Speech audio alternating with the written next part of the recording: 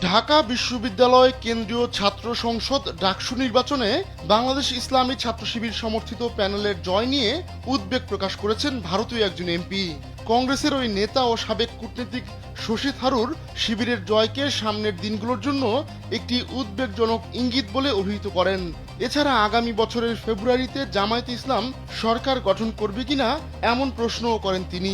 সামাজিক যোগাযোগ মাধ্যম এক্সে বৃহস্পতিবার এক পোস্টে এসব কথা বলেন থারুর। তিনি বলেন, ভারতের বেশিরভাগ মানুষের কাছে শিবিরের জয় হয়তো খুব সামান্য একটি ঘটনা হিসেবে মনে হতে পারে, কিন্তু সামনের দিনগুলোর জন্য একটি উদ্বেগজনক ইঙ্গিত এটি। তিনি আরো বলেন, বাংলাদেশে প্রধান দুই রাজনৈতিক দল জীবন অবাক না করলে কে করবে? 28% মিল্ক ফ্যাটের অবাক করার সাথে ফ্রেশ মিল্ক পাউডার। জীবন অবাক করুক প্রতিদিন।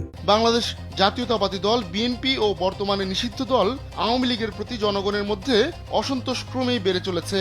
আর যারা এ দুটি দলের উপর বিরক্ত তারা জামাতের দিকে ঝুঁকেছেন।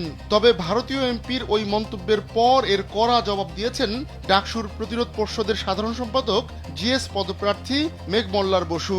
ভারতের ভূমিকাকে বাংলাদেশের জন্য বিষাক্ত বলে আখ্যা দিয়ে তিনি বলেছেন, থারুরের এই মন্তব্যই আসলে শিবিরকে শক্তি যোগায়।